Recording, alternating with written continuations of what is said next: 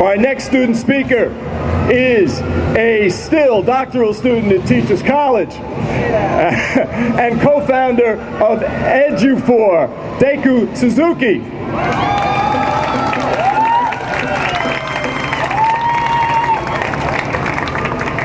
All right, one thing to say, you guys look beautiful. Hi, Ruth. You know, the Wisconsin uprising in 2011 was so inspirational, and you know, one of the favorite quotes that have emerged from that of mine, one of the favorite quotes of mine that has emerged from it was, "What does democracy looks like?" Right? This is what democracy looks like. So, although I have been a student for a long time, but I am many things. My name is Daiyu Suzuki, and among some things, I was born in Japan and grew up in Japan, and I was a public junior high school teacher there for almost 7 years. I'm also a father of 2 daughters who attend New York City public schools, and I'm a doctoral student of education, and I'm also a co-founder of Education Activist Network called Edu4. And today, I would like to talk about the possibilities and meanings of civil disobedience. I have a favorite journalist called Chris Hedges. You guys know him? He once said that unfortunately, there's no political mechanism left to battle against the power elite except for civil disobedience. And I want to touch upon that. And today we have many constituent groups who have been engaging in different forms of civil disobedience. We're the opt-out parents, right?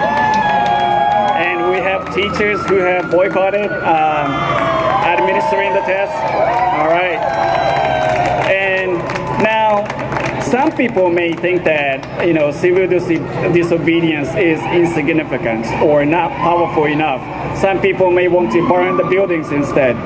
But I think that civil disobedience may look really different when we think about it as an active rejection of the identities imposed upon us by neoliberalism.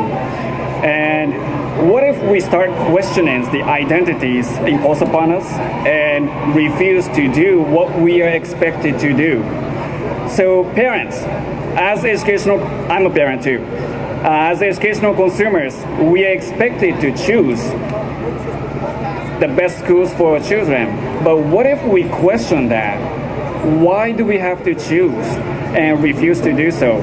As educational consumers, we are expected to compete with other families by supporting our children to do better on the tests. What if we refuse to compete and tell our children not to take tests? What if we tell our children to care and collaborate with others so that, in fact, no child will be left behind? As taxpayers, we are expected to hold our schools and teachers accountable for whatever we pay. What if we refuse to be relegated to taxpayers, but as citizens hold our political leaders accountable for supporting, not getting in the way of, the teachers to teach as true professionals? Teachers, I was a teacher too. As educational service providers, we are expected to meet the needs of our customers and raise their test scores so that they will be college and market ready. What if we as educators and not mere service providers refuse to test them, but instead teach them, not so that our students will be college or market ready, but democracy ready to address the sufferings and injustices of this common world? Students, I'm a student too. As the future workforce of the United States, we are expected to compete with students from other countries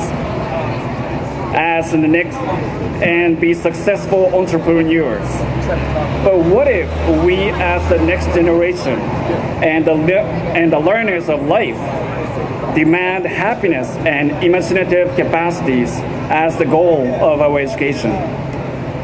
What if we refuse to become self-responsible customers in the education market and call it out loud that there's something really wrong when the federal government is making $41.3 billion profit of the student loan?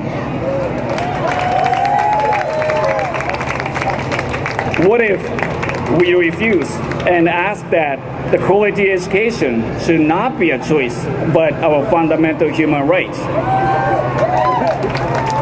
What if we say enough and refuse to become the agents of neoliberalism? What if?